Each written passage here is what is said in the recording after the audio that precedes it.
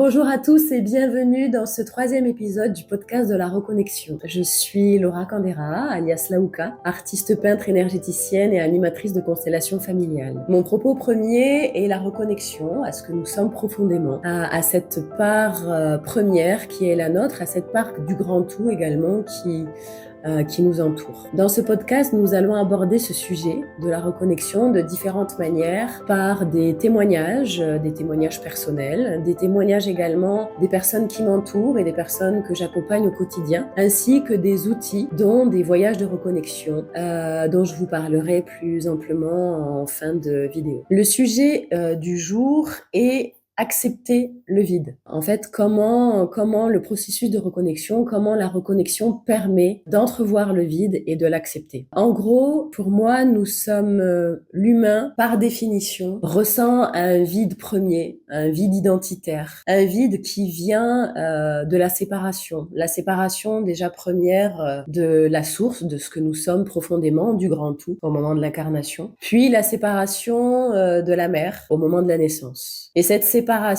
crée en nous un vide, crée en nous un trou béant, crée en nous une blessure première. Et cette blessure première va générer une quête de remplir ce vide, de remplir ce trou par tout ce qui nous passe par la main, par l'autre, par différents types d'addictions, par le travail, par les loisirs, etc., etc., etc. Et en fait, ce vide, ce que j'ai pu expérimenter de ma propre expérience et ce que je peux constater des expériences des personnes que j'accompagne, avec qui je peux échanger sur ce sujet. Pendant les premiers temps de la vie, on va remplir ce vide de manière inconsciente et très souvent par des choses qui peuvent être disharmonieuses et déséquilibrées avec ce que nous sommes profondément. Et plus nous nous rencontrons, plus nous reconnectons à ce que nous sommes, plus nous rentrons en contact avec plus grand, avec une présence qui nous enrobe,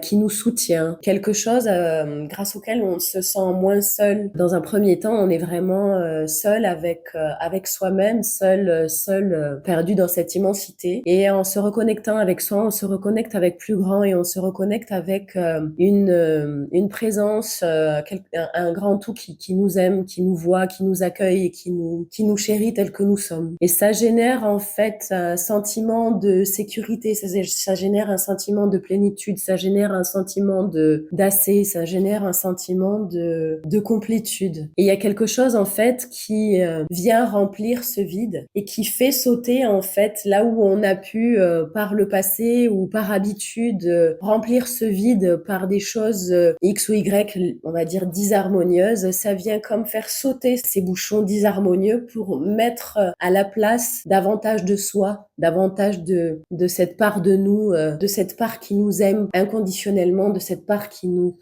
chérit et qui est là, qui nous soutient. Et dans ce processus de reconnexion, on peut ressentir aussi par moments, en fonction des étapes que l'on passe, on peut ressentir par moments la violence, entre guillemets, des moments où ces bouchons qui venaient combler, ces bouchons sautent.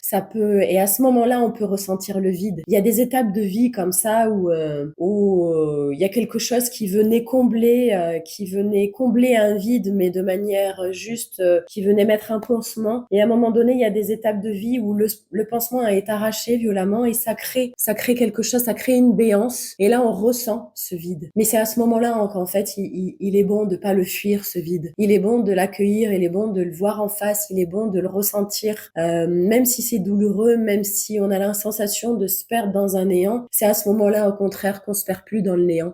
Parce que plus on comble et plus le néant prend la place. C'est au contraire quand on va combler par des choses X ou Y, par des pansements, et qu'on va se retrouver perdu dans ce néant et qu'on va se retrouver perdu dans un espèce de tourbillon. Alors qu'au contraire, quand dans ce processus de rencontre de soi à soi, on fait sauter un bouchon, c'est effrayant, on a le souffle coupé, mais c'est à ce moment-là en fait qu'il est bon de voir le vide, de le rencontrer, de le regarder en face et de se rendre compte que dans ce vide, il y a nous. À l'origine, nous sommes vides. Au niveau physique, nous sommes un agrégat de vide. Nous sommes faits de vide. Et en regardant ce vide, c'est là qu'on peut se rencontrer, c'est là qu'on peut se trouver pleinement. Et j'ai fait à plusieurs moments cette expérience à la suite d'événements de reconnexion, à la suite de soins, à la suite de rituels que je pouvais me faire, etc., où je rencontrais pleinement le vide. La vie me donnait des expériences qui me mettaient face à ce vide-là. Et dans ce vide-là, j'y ai trouvé le salut, en fait.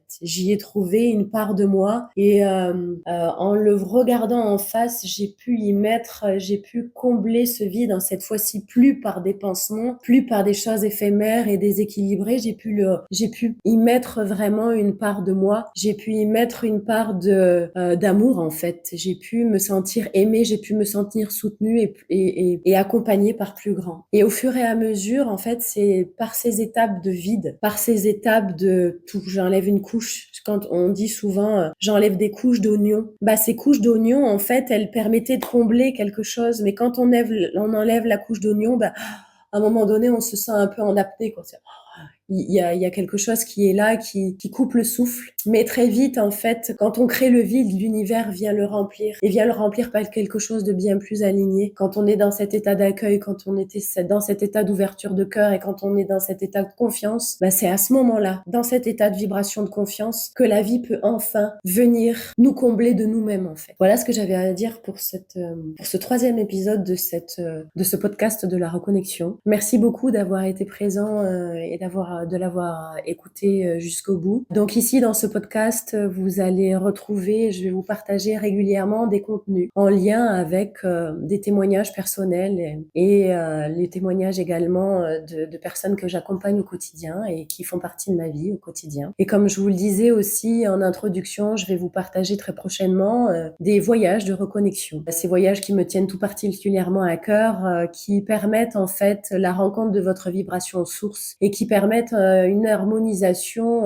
profonde et durable, cœur, corps, esprit, et un état de paix et de conscience toujours plus grandissant dans votre vie et dans nos vies. Parce que je vis également ce processus et ce que je partage aujourd'hui avec vous, c'est quelque chose que j'ai expérimenté et je pense que on peut vraiment partager pleinement que ce que l'on a expérimenté en amont. Voilà, donc merci encore pour votre belle présence. Si ce podcast vous a parlé, n'hésitez pas à mettre un like, ce qui m'aidera beaucoup dans la continuité de ce podcast et qui m'aidera à nourrir ce contenu. Merci également de le partager si vous pensez que ce contenu peut aider l'un de vos proches. Et merci de commenter également si vous sentez l'élan de partager un exemple de vie, une expérience durant laquelle vous avez également touché ce vide et peut-être même pu le transcender. Voilà, je vous dis à très bientôt et merci beaucoup.